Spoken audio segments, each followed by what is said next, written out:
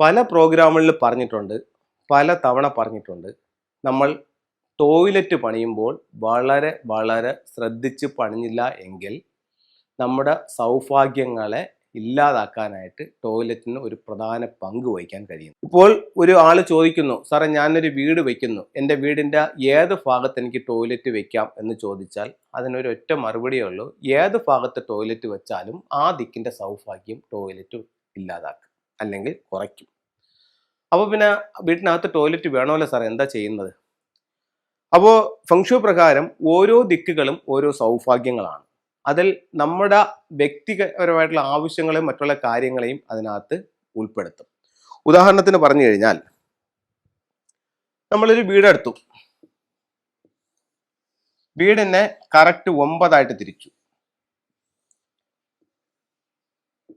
8 ദിക്കുകൾ: തെക്ക്, വടക്ക്, പടിഞ്ഞാറ്, കിഴക്ക്. തെക്ക് കിഴക്ക് സൗത്ത് ഈസ്റ്റ്, തെക്ക് പടിഞ്ഞാറ് സൗത്ത് വെസ്റ്റ്, വടക്ക് പടിഞ്ഞാറ് നോർത്ത് വെസ്റ്റ്, വടക്ക് കിഴക്ക് ഈശാനകോണ്, അതല്ലെങ്കിൽ നോർത്ത് ഈസ്റ്റ്. അങ്ങനെ വീടിനെ കറക്റ്റ് 8 തിരിച്ചു. ഇവിടെ പ്രധാനമായിട്ടും വരുന്നൊരു മിസ്റ്റേക്ക് എന്ന് പറഞ്ഞു കഴിഞ്ഞാൽ, ഈ വീടിൻ്റെ തെക്ക് പടിഞ്ഞാറ് തിരിക്കുമ്പോൾ ഇത്രയും ഭാഗം തെക്ക് പടിഞ്ഞാറാണ്. അതായത് ഇത്രയും വരുന്ന ഒരു ഏരിയ തെക്ക് പടിഞ്ഞാറാണ്. അപ്പോൾ ഇപ്പോൾ പല വീടുകളിലും നമ്മൾ നോക്കുമ്പോഴത്തേക്ക് കണ്ടുവരുന്നത്, ഇവിടെ കൊണ്ടുപോയി ടോയ്ലറ്റ് വെച്ചിട്ടുണ്ട് ഈ ഭാഗത്ത്. അപ്പോൾ ഞാൻ ചോദിക്കും, നിങ്ങളിത് വാസ്തു നോക്കിയല്ലേ വീട് വെച്ചത്? തന്നെ വാസ്തു നോക്കിയാണ് വീട് വെച്ചത്. പിന്നെ കന്നിമൂലയിലാണല്ലോ ടോയ്ലറ്റ് ഇരിക്കുന്നത്. കന്നിമൂലയിലല്ല സാറേ ടോയ്ലറ്റ് ഇരിക്കുന്നത്. ടോയ്ലറ്റ് താണ്ട് ഇവിടെയാണ്. കന്നിമൂല നമുക്ക് ഇതാണ്. പക്ഷേ ഈ വീടിനെ കറക്റ്റ് 9 തിരിക്കുമ്പോൾ ഈ 45 ഡിഗ്രി, അതായത് ഇത് ഓരോ ദിക്കും 45 വീതമാണ്. അങ്ങനെ ആകുമ്പോഴത്തേക്കാണല്ലോ 8 × 45 വരുമ്പോഴത്തേക്ക് നമുക്ക് 360 കിട്ടുന്നത്. 45 വരുമ്പോഴത്തേക്ക് 360 കിട്ടുന്നത്. അപ്പോൾ ഈ പറയപ്പെടുന്ന 45 ഡിഗ്രിക്കകത്ത് ഈ ടോയ്ലറ്റ് വന്നിട്ടുണ്ട്. അങ്ങനെയാണെങ്കിൽ ഈ തെക്ക് പടിഞ്ഞാറ് കന്നിമൂല എന്ന് പറയുന്ന ഈ മൂലയിൽ ടോയ്ലറ്റ് വന്നാൽ എന്തൊക്കെ ബുദ്ധിമുട്ടുകൾ ഈ വീട്ടിൽ ഉണ്ടാകുമോ അതേ ബുദ്ധിമുട്ടുകൾ ഈ ടോയ്ലറ്റ് മൂലവും ഉണ്ടാവും. ഇത് കഴിഞ്ഞ ഇത്രയും വർഷത്തെ എക്സ്പീരിയൻസ് വെച്ചിട്ട് പറയാണ്. ഇപ്പൊ ഞാനൊരു വീട് പോയി ഇതുപോലെ അളന്ന് തിരിച്ചിട്ട് പറയുന്നു, തിരിച്ചു നോക്കിയപ്പോൾ ഈ ടോയ്ലറ്റ് ഇവിടെ കയറിയിട്ടുണ്ട്. ഇപ്പൊ ഞാൻ പറയുന്നു, ഈ ടോയ്ലറ്റ് ഇവിടെ വരുമ്പോഴത്തേക്ക് നിങ്ങൾക്ക് ഇന്ന രീതിയിലുള്ള പ്രോബ്ലംസ് ഉണ്ടാവും. അതായത് ഗൃഹനാഥയാണ് ആ ടോയ്ലറ്റ് ബാധിക്കുന്നത്. ഗൃഹനാഥയ്ക്ക് ആരോഗ്യ സംബന്ധമായിട്ടുള്ള പ്രശ്നങ്ങൾ, ഉദര സംബന്ധമായിട്ട്, യൂട്രസ് സംബന്ധമായിട്ടുള്ള ബുദ്ധിമുട്ടുകൾ, ഭാര്യ ഭർത്താവ് തമ്മിലുള്ള അഭിപ്രായ വ്യത്യാസങ്ങൾ, ഇതൊക്കെ ഉണ്ട്. അപ്പോൾ അവർ പറയും ശരിയാണ്, അല്ലെങ്കിൽ ഇത്ര നാളായതേ ഉള്ളൂ യൂട്രസിന്റെ ഓപ്പറേഷൻ ചെയ്തിട്ട് എന്ന് പറയും. ഇത് ഇവിടെ ടോയ്ലറ്റ് വന്നിട്ടാണ് ഞാൻ പറഞ്ഞിരിക്കുന്നത്, ഇവിടെ ടോയ്ലറ്റ് വന്നിട്ടല്ല. അപ്പോൾ ഒരു വെച്ച് താമസിച്ചുകൊണ്ടിരിക്കുന്ന ഒരു വീട്ടിൽ ഇത് ഇങ്ങനെ വരുമ്പോൾ അവരിത് ബാധിച്ചിട്ടുണ്ടെങ്കിൽ നമ്മൾ വെക്കാൻ പോകുന്ന വീട്ടിലും ഈ 45 ഡിഗ്രിക്കകത്ത് വന്നാൽ അത് അവരെ ബാധിക്കും. പക്ഷെ പിന്നെ അവർക്കത് മനസ്സിലാവത്തുള്ളൂ. അപ്പൊ അതുകൊണ്ട് ഈ 45 ഡിഗ്രിക്കകത്ത് ഈ ടോയ്ലറ്റ് വന്നിട്ടുണ്ടോ എന്ന് നോക്കുക. അപ്പൊ ടോയ്ലറ്റിനെ പറ്റിയാണ് പറയുന്നത്, ഏത് ദിക്കിൽ വന്നാലും. അപ്പൊ പിന്നെ ടോയ്ലറ്റ് എവിടെ വെക്കാം? പടിഞ്ഞാറ് വെച്ചാൽ അത്രയും കുഴപ്പമില്ല. അതെന്താണ്? പടിഞ്ഞാറ്, ഞാൻ ഫുങ്ഷ ബേസ് ചെയ്തിട്ടാണ് ഞാൻ ഇതിപ്പോൾ അതെല്ലാം പറയുന്നത്. പടിഞ്ഞാറ് എന്ന് പറയുന്നത് ഒരു വീടിനെ സംബന്ധിച്ചിടത്തോളം കുട്ടികളുടെ കലാപരമായിട്ടുള്ള വാസനകളും കഴിവുകളാണ് പടിഞ്ഞാറ് പറയുന്നത്.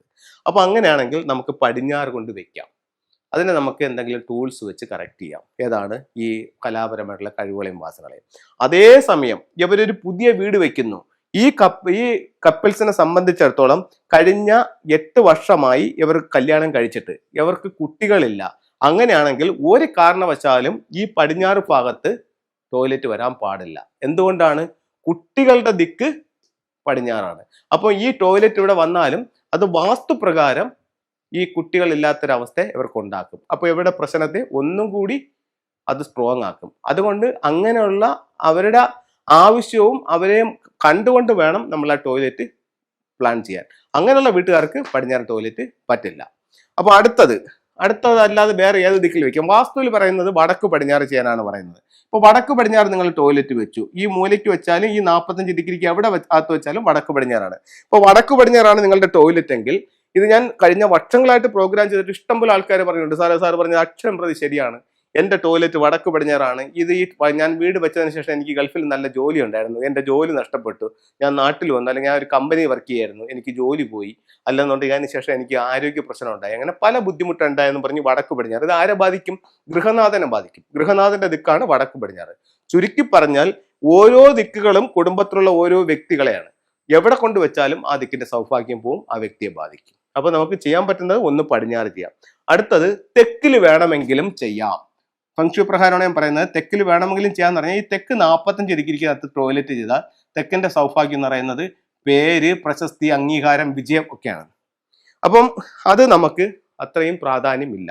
അതേസമയം ഇതൊരു രാഷ്ട്രീയത്തിൽ രാഷ്ട്രീയത്തിലുള്ള ഒരാളോ അതല്ലെന്നുണ്ടെങ്കിൽ ഒരു സിനിമാ രംഗത്ത് വർക്ക് ചെയ്യുന്ന ആളോ അങ്ങനെ പേരും പ്രശസ്തിയുമായിട്ട് ബന്ധപ്പെട്ട് നിൽക്കുന്ന ഒരാളാണെങ്കിൽ ഒരു കാരണവശാലും തെക്ക് വശത്ത് കൊണ്ട് കൊടുക്കാൻ പാടില്ല. അപ്പോൾ വ്യക്തികളെ ബേസ് ചെയ്തിട്ട് ഈ തെക്കും പടിഞ്ഞാറും മാറും. അപ്പം ഈ രീതിയിൽ ചെയ്യാം. ഇനി വാസ്തുവിൽ ഏറ്റവും പറയുന്ന ഒരു കാര്യം എന്ന് പറഞ്ഞാൽ ഒരു കാരണവശാലും മൂലകളിൽ ചെയ്യാൻ പാടില്ല എന്ന് പറയുന്നുണ്ട്. അപ്പം മൂലകളിലും ടോയ്ലറ്റ് ഒഴിവാക്കാം. ഇനി ഒട്ടും പാടില്ലാത്തൊരു 3 സ്ഥലങ്ങൾ ഞാൻ പറയുന്നത് വടക്ക് കിഴക്ക് പാടില്ല, ഇതെവിടെയാണ്? ഈശാന കോണാണ്. തെക്ക് കിഴക്ക് പാടില്ല, ഇത് കടബാധ്യത ഉണ്ടാക്കും. തെക്ക് പടിഞ്ഞാറ് പാടില്ല, ഇത് 3 ഭാഗത്തും തീരെ പാടില്ല. അപ്പോൾ ടോയ്ലറ്റ് നമ്മൾ ഓരോ സ്ഥലവും വളരെ ശ്രദ്ധിച്ച് നമ്മൾ ചെയ്തില്ല എന്നുണ്ടെങ്കിൽ ജീവിതത്തിൽ ഒരുപാട് ബുദ്ധിമുട്ടുകൾ നമ്മൾ അനുഭവിക്കേണ്ടി വരും. ഇനി അഥവാ നമ്മൾ വെച്ചുപോയി, നിങ്ങൾ ഇപ്പോഴാണ് ഈ പ്രോഗ്രാം കണ്ടത്, ഓൾറെഡി നിങ്ങൾ വെച്ചുപോയി, അപ്പോൾ വളരെ മോശപ്പെട്ട സ്ഥലത്താണ് വരുന്നത്. ഈ പ്രോഗ്രാം കണ്ടു തീർന്ന് ഫോൺ താഴെ വെച്ചിട്ട് ഓടിപ്പോയി ടോയ്ലറ്റ് പൊളിക്കാൻ നിൽക്കണ്ട. ഇതിന് പരിഹാരമുണ്ട്. അതായത് ഇപ്പൊ അപ്പോൾ ആൾക്കാർ ചോദിക്കുന്നുണ്ട്, സാറേ ഞാൻ തെക്ക് പടിഞ്ഞാറ് കന്നിമൂലയിൽ ഒരു ടോയ്ലറ്റ് അങ്ങ് വെച്ചോട്ടെ, എന്നിട്ട് നമുക്ക് പരിഹാരം ചെയ്യാം. അങ്ങനെ ചെയ്തിട്ടൊരു കാര്യമില്ല. അത് ഒഴിവാക്കേണ്ടത് ഒഴിവാക്കുക തന്നെ വേണം. ഇനി ഇൻ കേസ് നിങ്ങൾ ചെയ്തു പോയി, വേറെ ഒരു നിവൃത്തിയുമില്ല, നിങ്ങളുടെ വീട്ടിൽ ഒരു ടോയ്ലറ്റേ ഉള്ളൂ, അങ്ങനെയാണെന്നുണ്ടെങ്കിൽ അതിന് നിങ്ങൾ റെമഡി ചെയ്യുക.